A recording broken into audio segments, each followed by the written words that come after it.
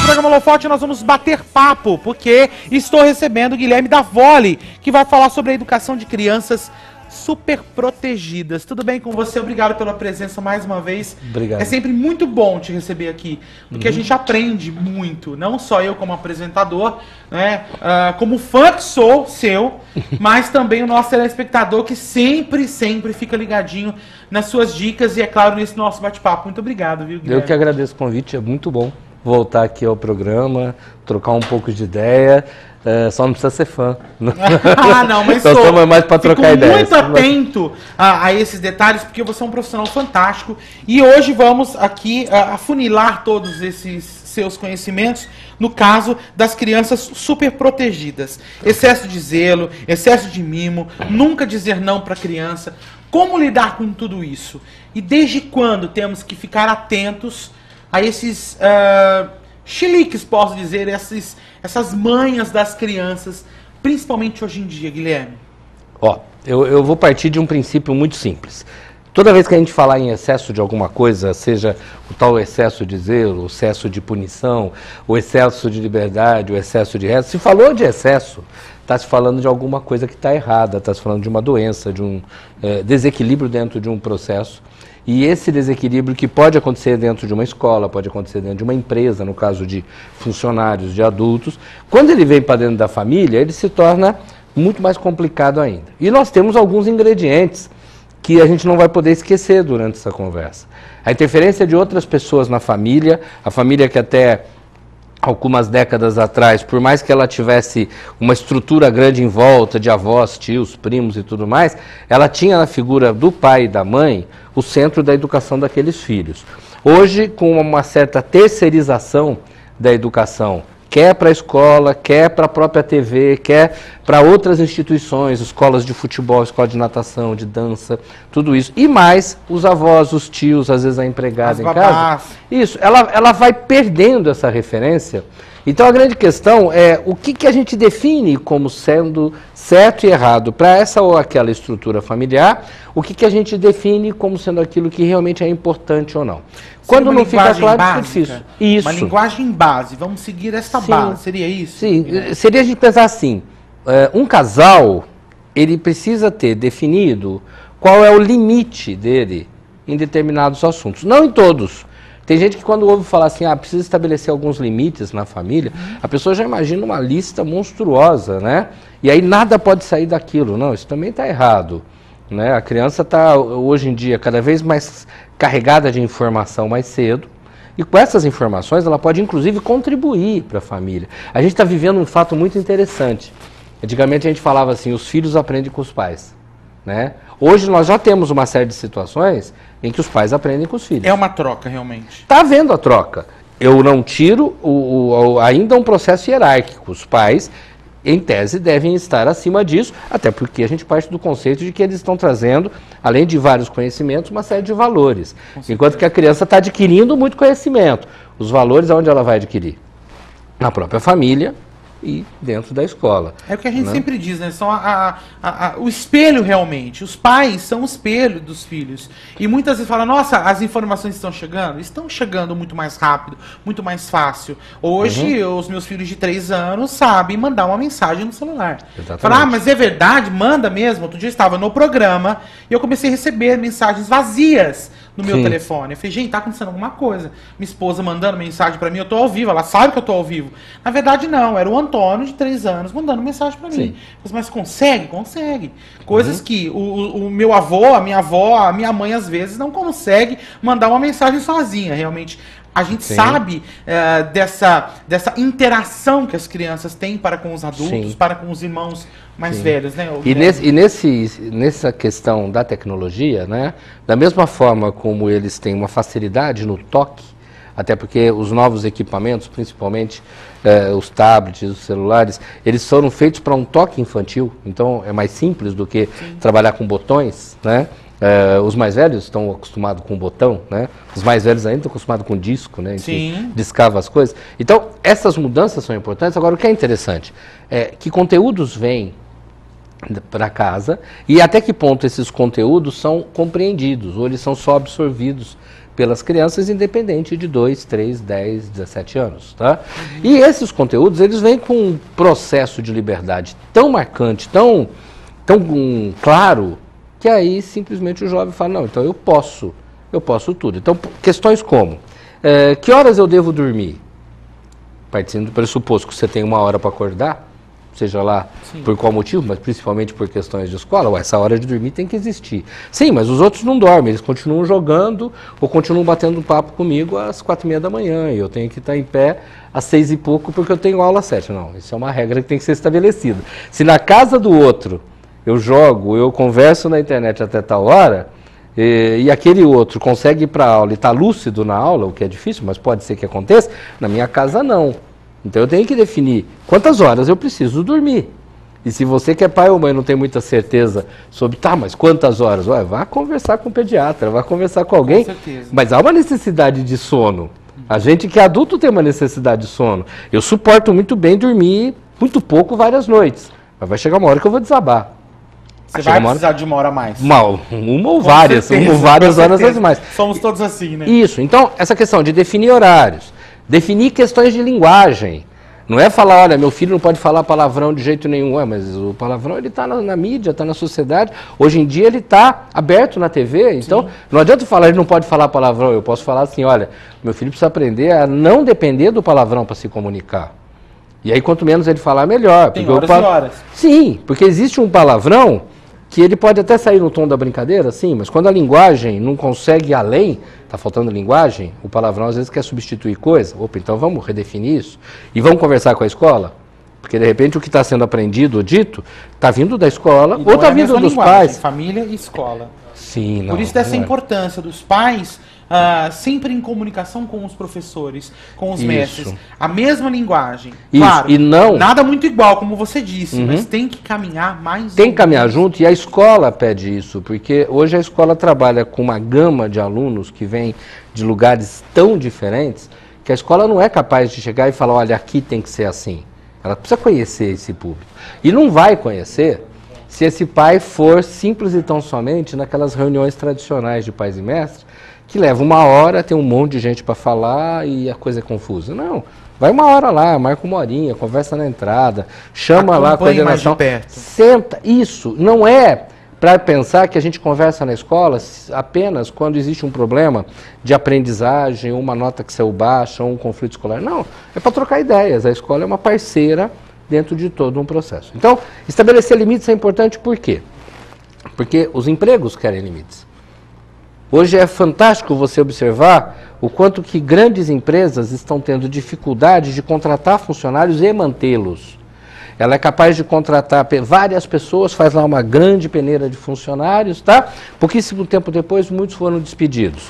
Porque não aceitam ordens, porque não trabalham em equipe, porque não aceitam trocar ideias, porque não admitem regras, eles se sentem cerceados no seu prazer. A gente tem visto funcionários, algumas empresas não permitem que a internet fique aberta, e a gente vê funcionário que perde demissão porque fala, não, mas eu não estou conseguindo entrar no Facebook de vez em quando. Opa, peraí, né? Tem hora para o Facebook, né? Sim, claro. E há empresas que liberam, né? Até porque se o funcionário é altamente produtivo, ótimo, mas não é o que acontece com a maioria. Agora, como é que eu vou fazer esse funcionário de 20, 25, 30 anos conseguir viver em paz dentro de um mundo de regras, né? Nós estamos num programa de TV, tem hora para começar, tem hora para acabar, tem hora para tudo, tá? Como é que eu faço ele conviver nisso se durante o restante da vida ele simplesmente viveu sem ter que passar por fracassos ou derrotas? Então, pensando no casamento do meu filho lá na frente, e todo casamento tem um conjunto de regras. Pensando no grupo social que ele vai viver quando adolescente ou quando adulto. Pensando no emprego que ele vai ter, inclusive se ele for patrão. Tem gente que fala assim, não, mas meu filho vai ser o doutor fulano ter que saber ser líder, não é? É o pior de todos, porque você como patrão, você lidera o grupo e você se controla. Às vezes é mais fácil ter alguém me controlando, um chefe que me controla, porque eu pelo menos posso reclamar dele.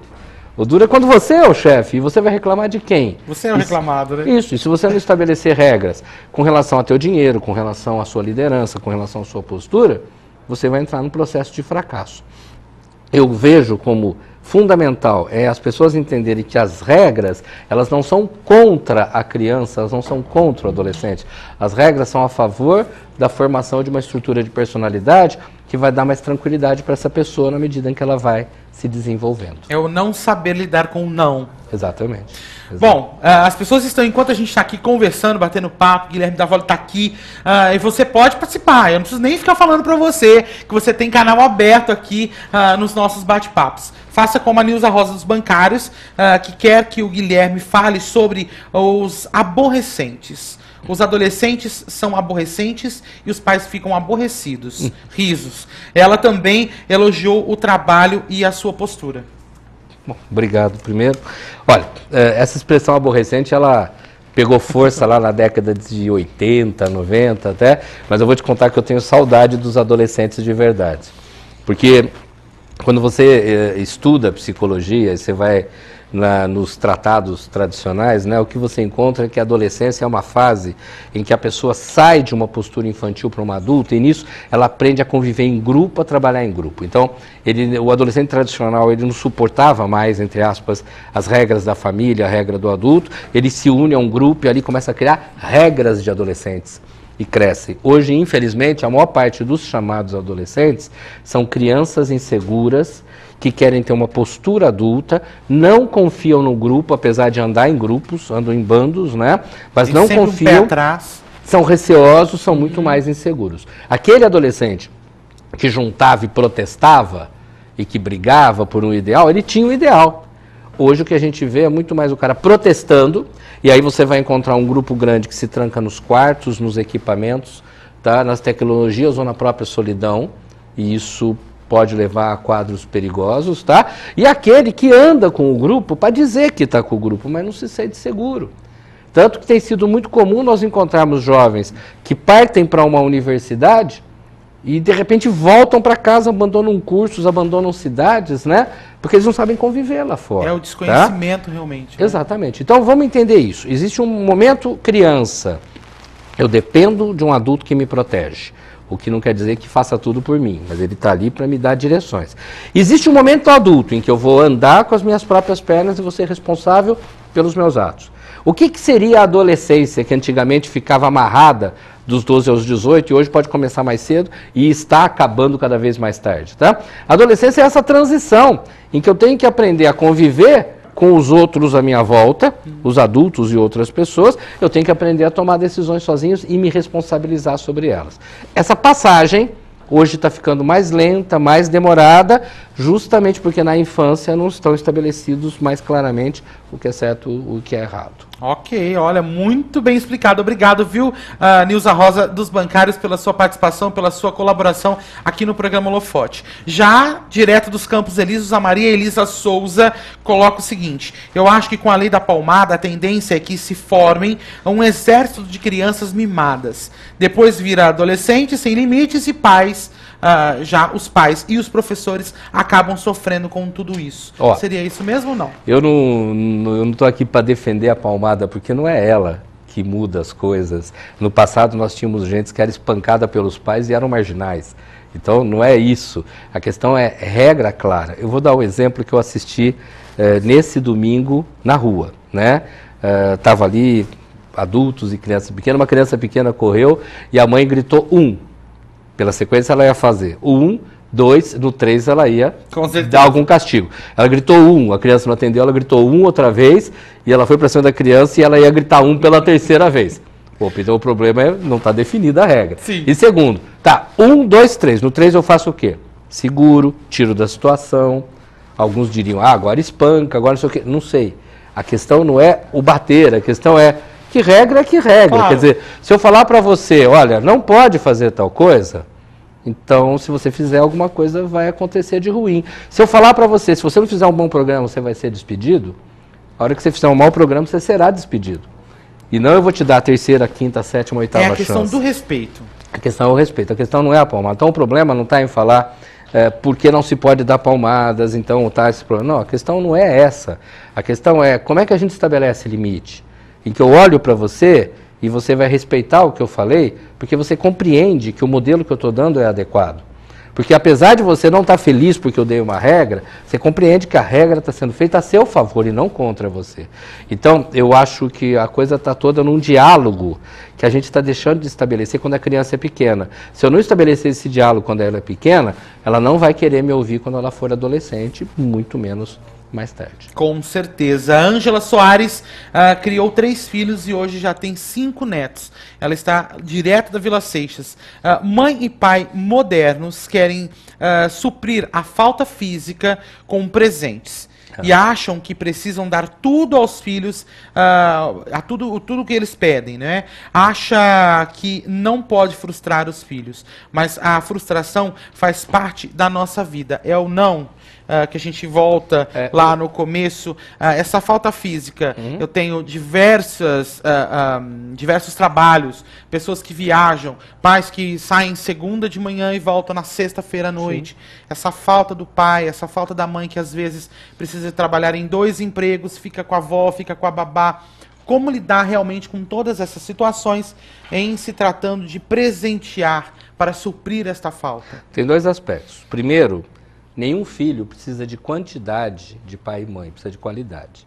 Então, se for meia hora por dia, ou se for o dia inteiro, a meia hora de um bom papo, de uma boa conversa e com resultados é positivo.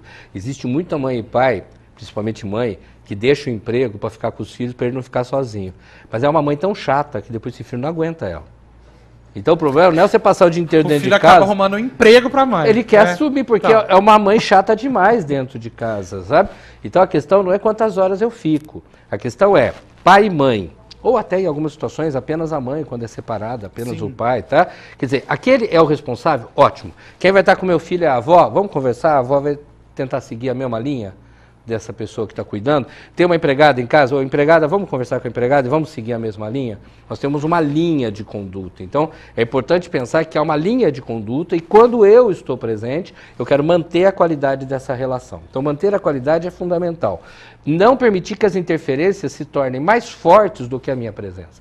O mundo atual, e esse atual ele tem já 20 anos, quer dizer, não é tão novidade assim, as pessoas estão trabalhando muito, o pai e mãe estão trabalhando muito. Hoje de manhã eu estava com a minha esposa caminhando e a gente viu uma escola com crianças ali de menos de 2 anos entrando, e falou, pô, mas né, que horas essas crianças entram para a escola? Elas entram a hora que o pai tem que trabalhar, né? Porque é confiável deixar numa escola, às vezes mais do que deixar com um desconhecido, porque muitas vezes os parentes também não têm mais essa disponibilidade de cuidar, ótimo. Agora, isso não quer dizer que nós estamos delegando aos outros uma nova estrutura de educação ao filho. Nós estamos trabalhando, conversando, nós estamos pegando os nossos valores de moral, de ética, de religiosidade, de espiritualidade, e nós vamos discutir com quem está junto sobre isso, tá? Bom, a hora que a gente chega no ponto, agora tem que dar um presente para compensar, na realidade o que nós estamos trabalhando é com o suborno, né? Você pode dar para o teu filho tudo que você quiser. O que você não pode é dar para o teu filho uma substituição de alguma coisa que você acha que não consegue. Não é troca. Se você comer tudo, você vai poder brincar e jogar com videogame. De forma alguma. Não existe esse processo, tá? Não existe esse processo. O que existe é assim, olha, hoje você fez uma coisa legal, eu não te avisei não, eu vou acabar te dando um negocinho legal porque você fez legal. Não quer dizer que a próxima coisa legal você vai ganhar outro, não? Quer dizer, eu tenho como pai, como mãe, eu tenho direito de dar um presente de vez em quando? Tenho. O que eu não posso é fazer esse jogo, né? Pô, eu nunca tenho tempo pro meu filho, ele falou que todo mundo tem um iPhone 5, então ele está aí com 6 anos de idade, ele quer um iPhone 5, eu vou lá e dou, e aí eu não tenho dinheiro às vezes para pagar a mensalidade da escola, atraso a prestação do carro, atraso não sei o quê, porque meu filho não pode ficar fora mudar daquela todo estrutura. O hábito da família por causa de um presente ou por causa de uma atitude. E mais interessante, a questão não é nem saber se o presente é caro ou barato. Porque vamos lembrar, principalmente quando fala de criança, ela quer saber o que ela gosta ou não gosta, ela não quer saber se é caro ou barato. Né? Então a questão não é o dinheiro, a questão é ninguém pode receber todas as coisas que quer na vida. Até porque quem está assistindo a gente na TV, com certeza não consegue tudo que quer na vida. Se você amanhã conseguir um emprego novo, onde você vai ganhar o salário do teu sonho, isso vai ser maravilhoso um mês. Porque o dia que você ganhar esse salário do seu sonho, um mês depois você já vai achar que é pouco. Você vai querer mais. Ué, eu vou ter que aprender a dosar. Então o problema não está na pergunta anterior da palmada? Não, a questão é da regra. Na segunda pergunta, a gente compensa com presente? Não, também não compensa com presente. Aí você fala, e onde que a criança vai ser feliz nessa história? Aprendendo a trabalhar com as adversidades. né? Aprendo a trabalhar com meu pai quando meu pai está legal, contando piada, pá. Aprendo a conviver com meu pai um dia que ele está mais tenso, Nervoso, inseguro, tenso. porque aprendendo com o pai e com a mãe, aprendendo com os irmãos, aprendendo com os parentes, aí eu vou me virar lá fora, Com na certeza. sociedade, com a relação com as outras pessoas. E não tenha dúvida, quanto maior o grau de proteção sobre os filhos, essa superproteção, maior o número de pessoas inseguras, muito maior a procura dessas pessoas mais tarde, pelas suas instabilidades, de processos de psicoterapia, de dependências de medicamento e outras coisas. Primeiro, como é bom te entrevistar. Fácil. Segundo, como como é gostoso ouvir. Pena que dura pouco aqui no programa, né? A Jana fez assim pra mim, mas já. Como a gente aprende, viu? Obrigado pelas suas colocações. E é tão lúdico que a gente consegue se colocar em cada situação dessas citadas pelos nossos telespectadores, que é muito bom a sua participação, sempre é muito bom ter aí a sua colaboração, meu querido telespectador. E volte sempre, não demora não pra voltar no programa. Eu, como pai agora, quero aprender muito mais. Eu só queria deixar uma coisa. Primeiro que tudo que eu falei, e outras coisas que eu venho a falar, elas não são verdades absolutas. Elas são as coisas que a gente vive dentro do trabalho e até dentro da vida pessoal, e que de alguma forma a gente sente que podem ajudar as pessoas a uma qualidade melhor de vida posteriormente. Em segundo lugar, eu fico à disposição sempre que os horários derem, for possível. É complicado, mas a gente uma hora consegue, com certeza. Obrigado mais uma vez, Eu Guilherme. que agradeço. Um abraço.